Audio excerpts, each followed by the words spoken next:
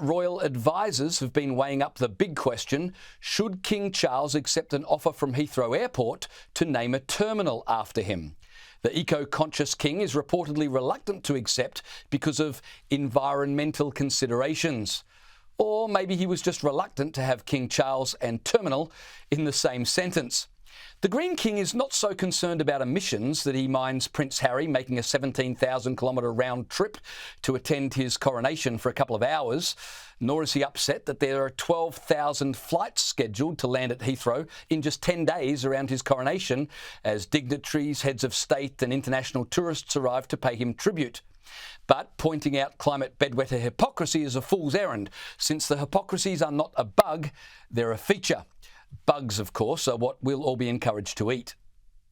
We are going to have to take some very brave steps.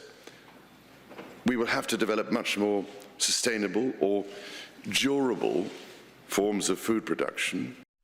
And on that subject, of course, King Charles is leading the way.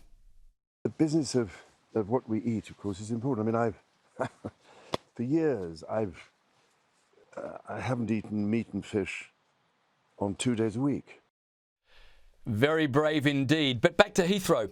The UK's largest airport wanted to mark King Charles' coronation by naming Terminal 5 in his honour, which, let's face it, would have been really good.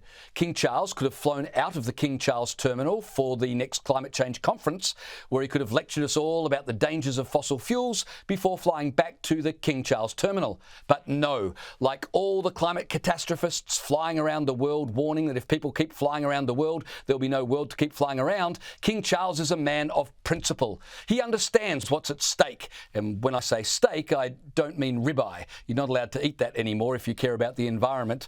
But I digress. King Charles told a meeting of world leaders in Glasgow back in 2021, "We must now translate fine words into still finer actions."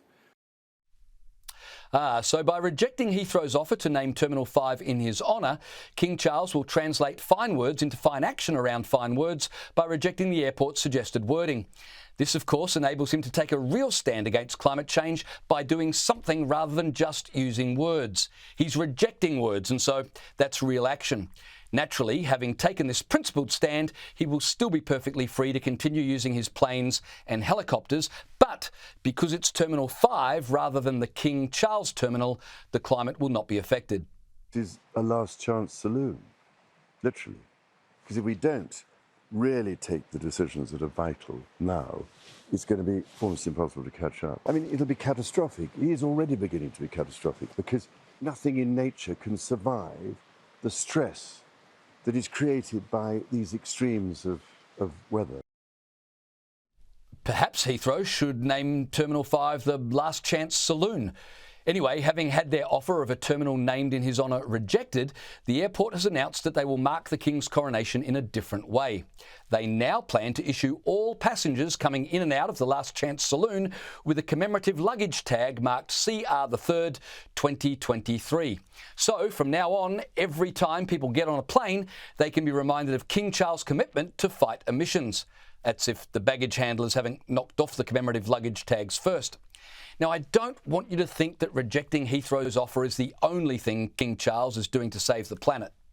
My old Aston Martin, which I've had for 51 years, I mean, that I managed to convert, because I'm not going to drive it. I hardly have a chance to drive it now anyway, really, but that runs now on waste products. Waste runs on, can you believe this, surplus English white wine.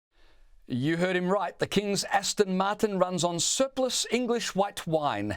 As Mel Brooks famously said, "It's good to be the king."